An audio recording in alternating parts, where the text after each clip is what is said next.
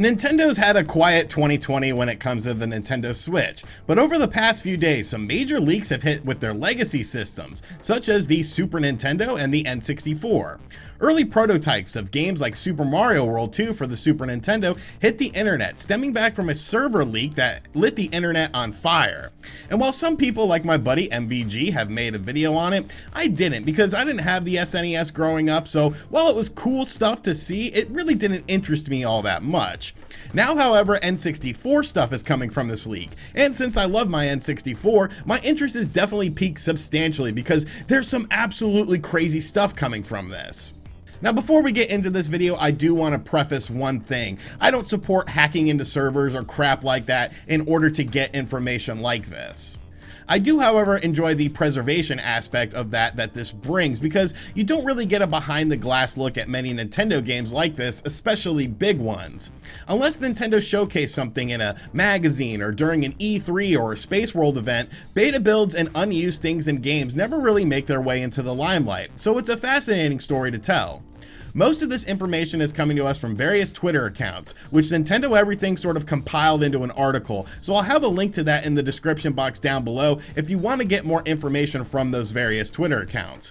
And finally, yes, there is video of these files being used in action, but I will be using pictures in this video because really, I don't want Nintendo ninjas knocking on my door or anything like that. Now, with all that being said, let's get into the good stuff, and really it pertains to two games specifically for me because that's the most information we've gotten so far from this leak, and that involves two of my favorite games of all time, The Legend of Zelda: Ocarina of Time and of course Super Mario 64.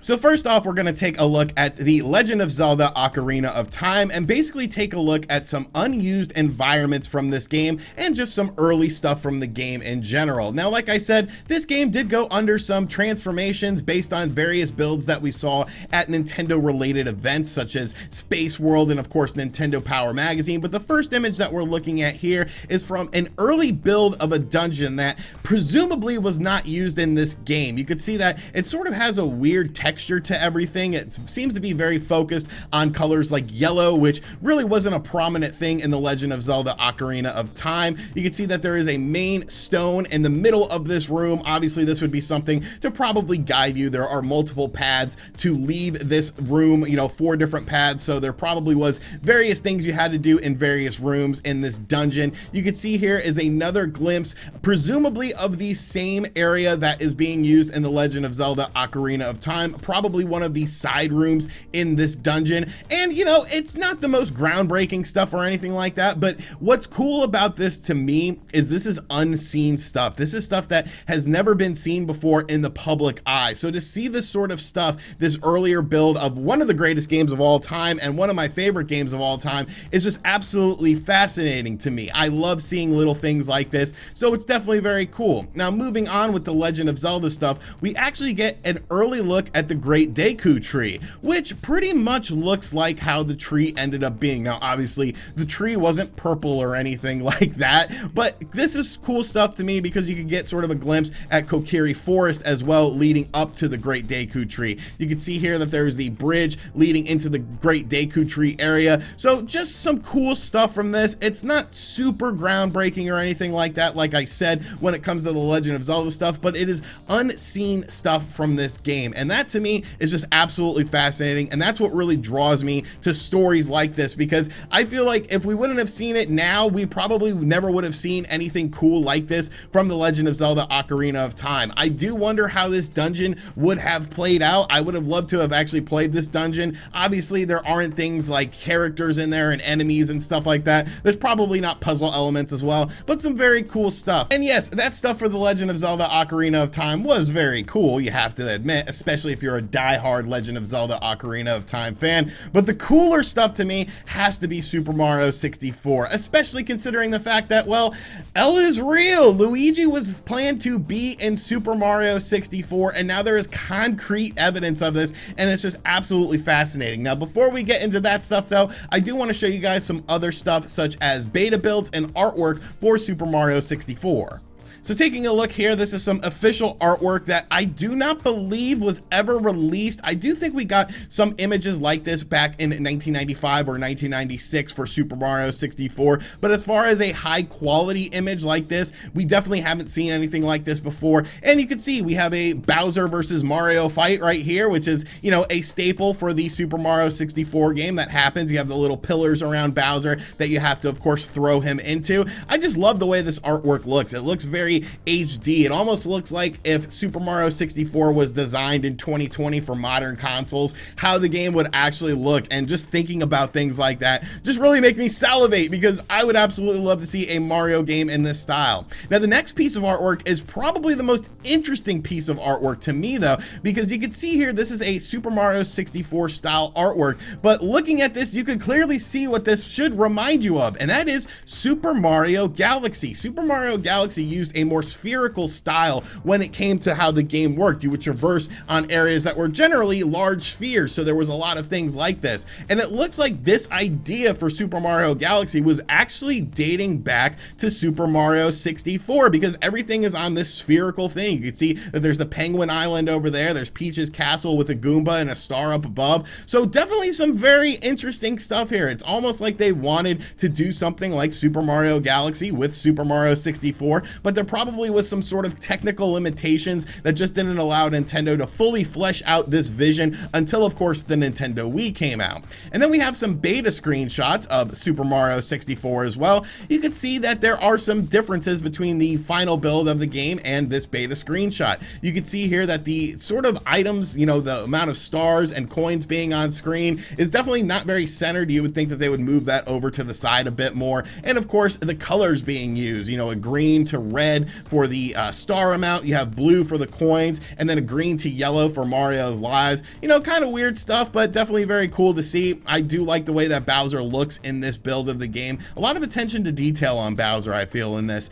Here's another beta screenshot. Obviously, this beta screenshot was a bit further along in the game. This is more towards the final style of the game that we ended up seeing, but I did just want to share it with you guys because I thought it was kind of interesting. Of course, the big information is about Luigi, because Luigi has been discovered in early source code for Super Mario 64. Now, some interesting things were found from this game, because it's not even just necessarily Luigi being in the game, but it was actually going to be a two-player game. Now, supposedly, this was information dating back to early builds of Super Mario 64. Originally, Nintendo did want to make Super Mario 64 a two-player game. And of course, if you have two players, you would have to have two different characters to play as. Now, you can see here that there's the first player and second player sort of icon that was going to be used within the game for Super Mario 64. I think that's very interesting, because obviously they would have had to redo pretty much essentially the entire game if it was going to be a co-op experience. You would have to redo things like puzzles. What would you do? Would you have everything on one screen, or would you have a split screen sort of thing? It definitely leads to a lot of interesting what ifs with Super Mario 64. But of course, the real cool stuff is that Luigi was actually in the game, and we could see here there's an early build of Luigi in the Super Mario 64 source code. And what's cool about this is this was one of the greatest mysteries during the N64 era. There are websites dedicated to L is real and what that meant. Of course, in the little courtyard area, you had the L is real thing. What did that mean? What was the significance of that? Is Luigi hidden somewhere in this game? It was one of the greatest gaming mysteries. There were so many people saying, oh, this is how you unlock Luigi in the game. This is how you unlock Luigi in the game. It was one of the greatest pieces of folklore when it comes to video game history, because it was one of those playground stories that everyone talked about and everyone wanted to know about. Of course, Luigi was added into Super Mario 64 DS, so you know, you kind of did get Luigi, but as far as in the original game, we did not get Luigi. Then we have another image of all of the pieces of Luigi that were going to be used in Super Mario 64. What's fascinating is there's actually voice samples within this leak as well that are of Luigi in Super Mario 64, how his voice would have sounded like when he did things like jump and stuff like that. There's a lot of uncompressed audio that you can actually check out from games like Super Mario 64. That just sounds really cool, because obviously the N64 had to compress a lot of the voice samples because it was cartridge based instead of CD based. And to hear the actual raw files is just absolutely very cool stuff to me. And finally, somebody has compiled the pre-build of Luigi with in-game assets, and they actually found Luigi's head in the the game as well, and that is the head that is being used here. So yes, Luigi was supposed to be in Super Mario 64. He was in original builds for this game, and he is still within the source code of Super Mario 64, which just absolutely blows me away. One of the greatest gaming mysteries of all time that supposedly had the door closed on it. There was no Luigi in Super Mario 64. In all honesty, was a lie, because he was in Super Mario 64 at one point in time, and his source code is still within that game. So the next time somebody tells you, you know, oh, Luigi was never in Super Mario 64, obviously that is incorrect information. Now, like I said, there's a whole bunch of other stuff floating around out there. This is a story that is constantly being updated with new information as well from various N64 games, but I just wanted to focus on these two things because to me, this was the most fascinating stuff. I love The Legend of Zelda Ocarina of Time. I love Super Mario 64. So to see any sort of new stuff emerge from these games is just absolutely cool in my opinion. And to see Luigi actually confirmed to be in Super Mario 64, at least in one point in time, is just one of the biggest stories of all time. And I don't know how many people are talking about this, but I definitely wanted to bring it to your guys' attention because I just love stuff like this. You know, I am a retro gamer at heart, so to see stuff like this is very, very cool. So let me know in the comments section down below what you think of all this stuff. Obviously, there's a lot of stuff to digest with this. Unused areas, unused temples for The Legend of Zelda, of course, Luigi and Super Mario 64. And like I said, be sure to check out the link in the description box down below and check out the Twitter accounts that are within that link because they are sharing a whole bunch of stuff. Like I said, there is video stuff out there. You can get uncompressed audio samples as well. I just didn't really want to mess around with Nintendo too hardcore on this stuff. I feel like I could get away with screenshots, but when you start doing video and audio and stuff like that, I don't know, it gets a little bit murky. So make sure you guys check that out if you want more information. And as always, guys, thank you for checking out this video. If you're new to the channel, make sure you subscribe and turn on notifications. Check out other videos on the channel as well. And as always, I'll catch you guys on the next one. Later.